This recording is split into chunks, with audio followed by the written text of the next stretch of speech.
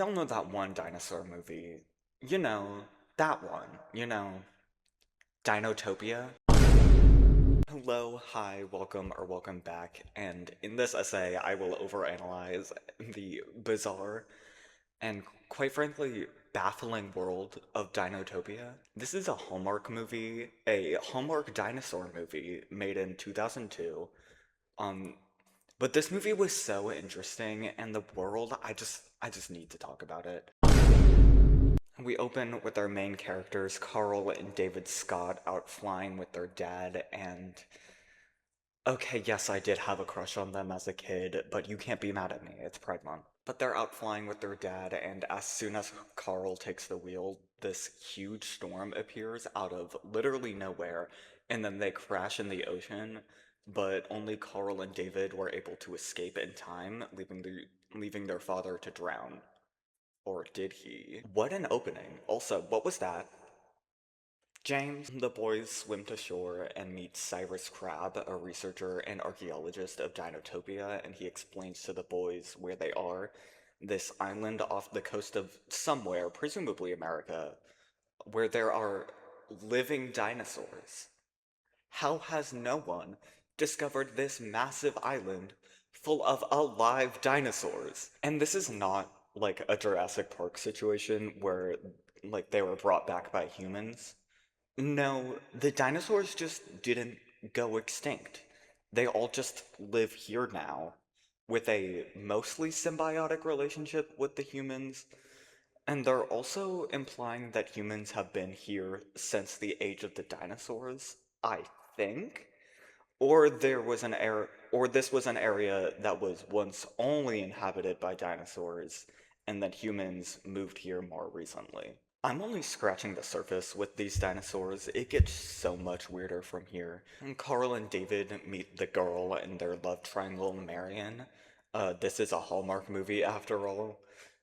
I say that as if Marion is reduced to stereotypes, but she is a diva helping this ankylosaurus that has a toothache. Cyrus tells the boys that they need to speak with the mayor of Dinotopia in Waterfall City. Marion is also going to Waterfall City, and they all ride in a Bronchiosaurus taxi across the rainy basin, which is full of carnivores, specifically T-Rexes. But don't worry, only 1 in 5 convoys gets attacked en route.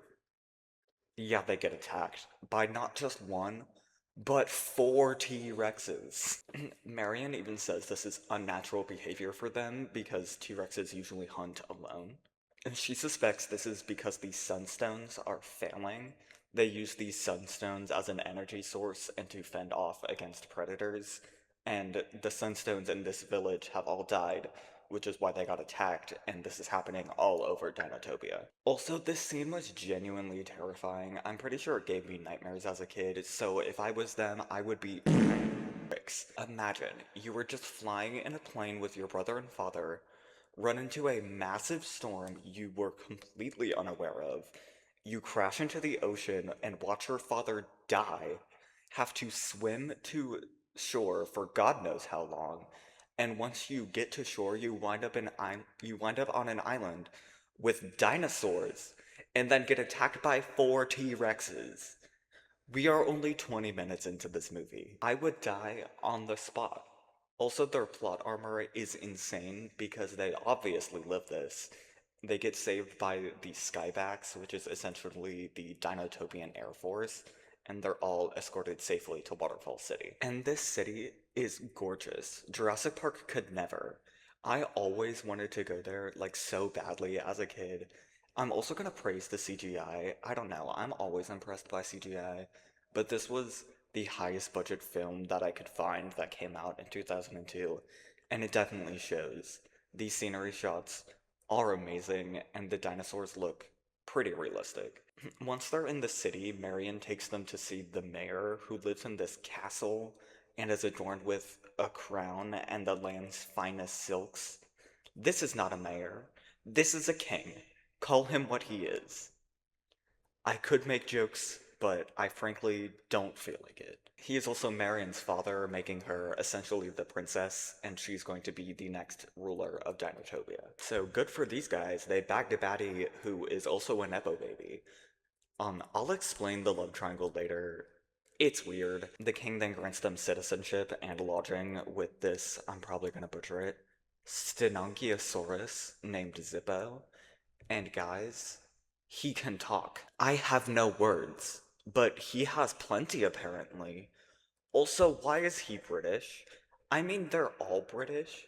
So, in this universe, is Britain just overrun by dinosaurs? Zippo can also speak French? How do you know what France is? No one has left this island. Zippo also tells us that all dinosaurs can speak. They just speak a different language, and only some of them, like Zippo, have learned to speak human tongue. I have nothing else to say, but Zippo will have plenty to say, because he is quite the yapper. Love him though, he is definitely the best character. Oh, you thought it couldn't get any weirder?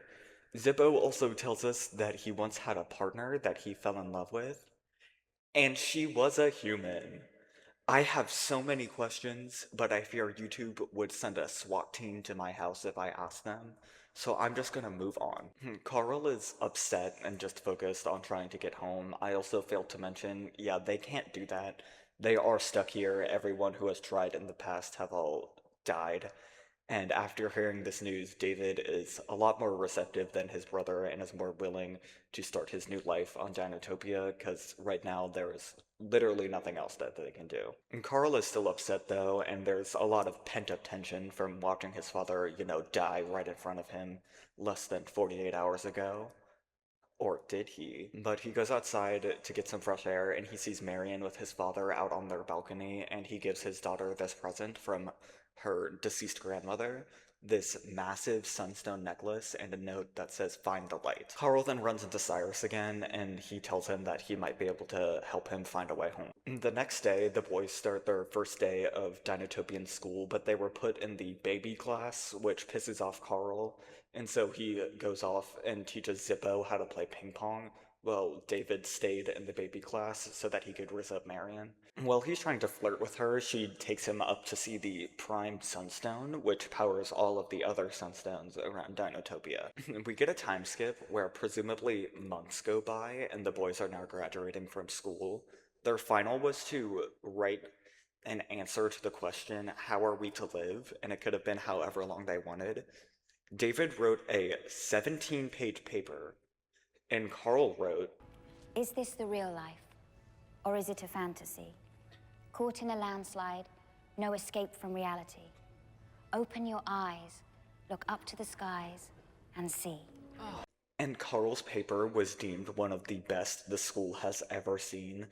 This royally pisses off David, to the point where he tells his brother, it wasn't me who was flying the plane, which is a wild thing to say. This makes Carl mad, understandably, and he punches him and they start fighting and fall off the edge of Waterfall City. Okay, I know processing big emotions is hard, especially when you are surrounded by talking dinosaurs, but do they have to be such other? This should be a time where they need to connect more than ever, but instead they're just pushing each other away. So they fell hundreds of feet off the side of this waterfall, and they are just completely okay. Well, not completely, they're mostly okay. They seriously have more plot armor than like Ash Ketchum, because even he would lose. Zippo and Marion set out to go and find them, and they do with the help of a messenger bird who can also talk. I'm not gonna question it. And Marion was like, wake up, Link, and magically brought David back to health. What's she doing? Well, she's listening. Come back, David. David?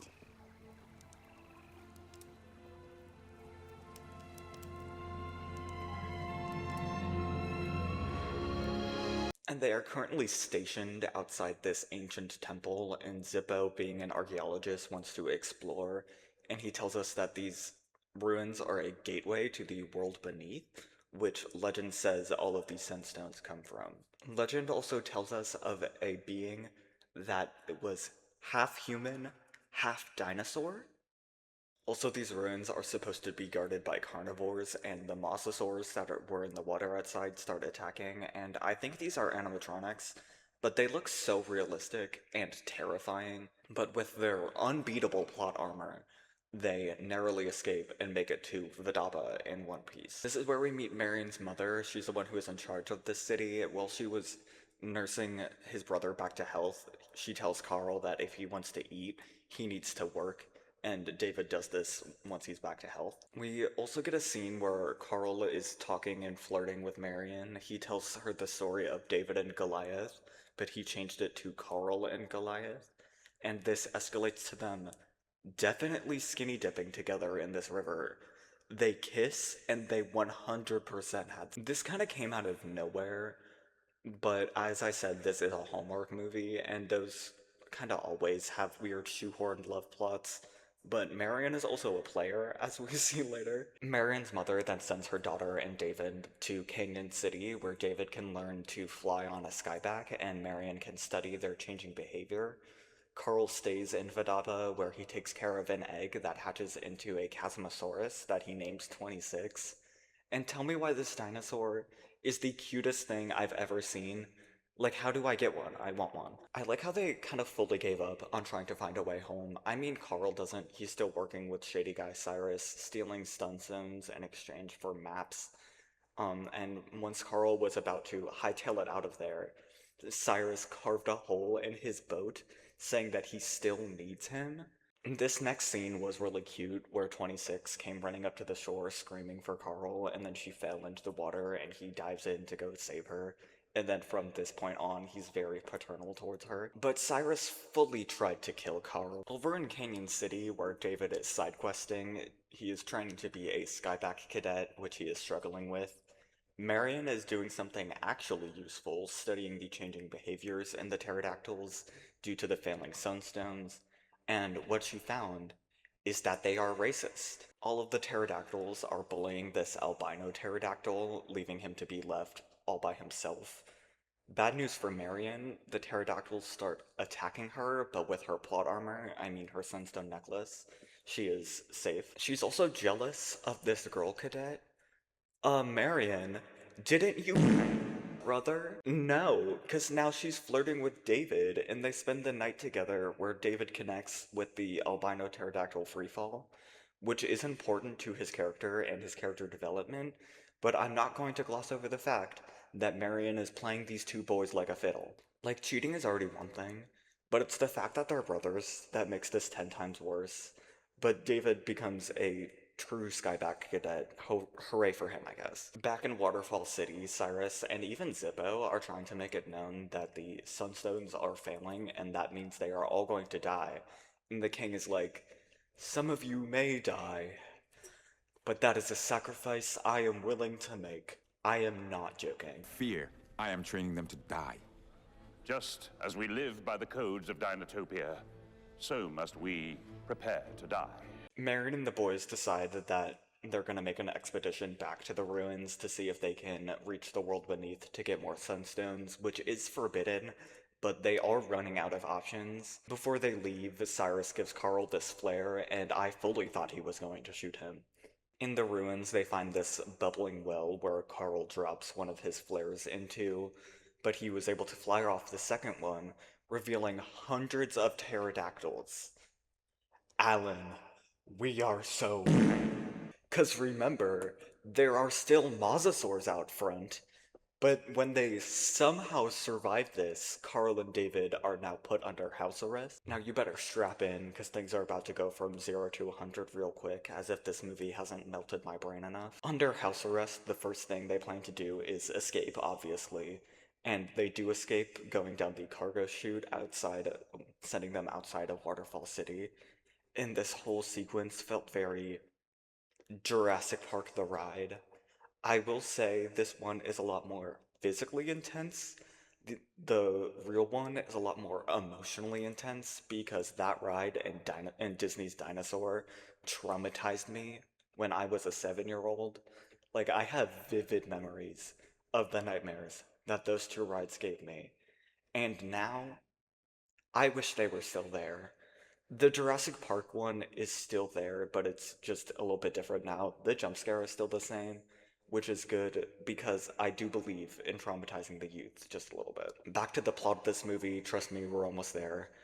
Cyrus told our group that he will meet them at a boat just outside of Waterfall City. This is where he keeps a submersible that belonged to the one man who was able to make it to and from Dinotopia alive, but he is missing one key piece, a specific sunstone, the sunstone that is currently around Marion's neck. Marion entrusts it to the boys, and they set off in the submarine to the Great Beneath.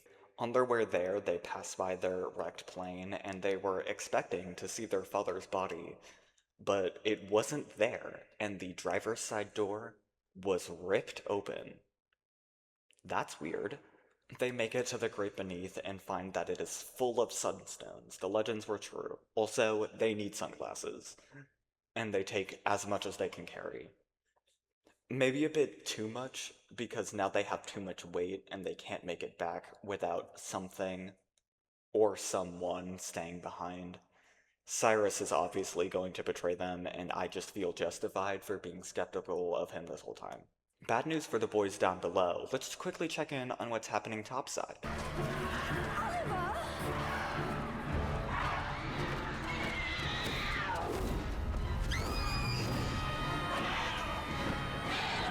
Uh-oh.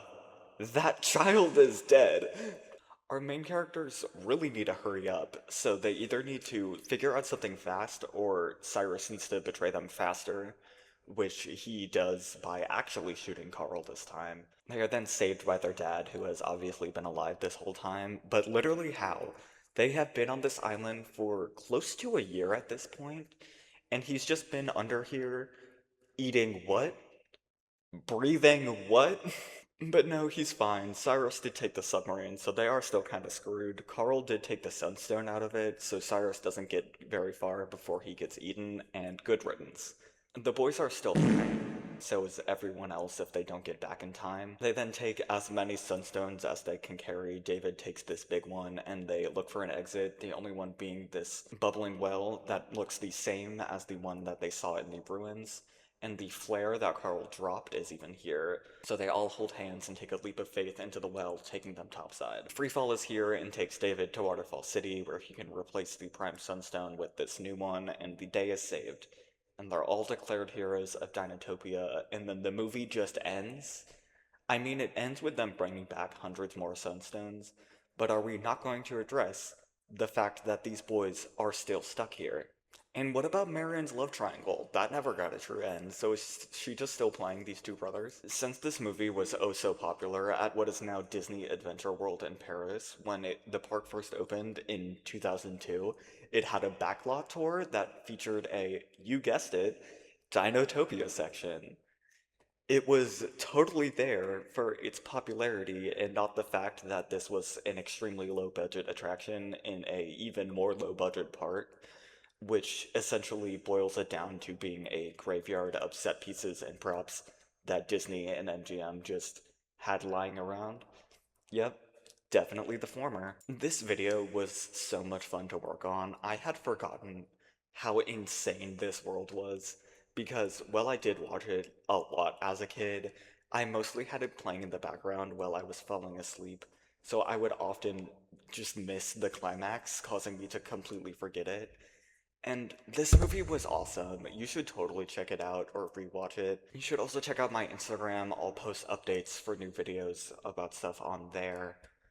And if you enjoyed, make sure to like, comment, subscribe, all the things, and I will see you in the next one. Bye!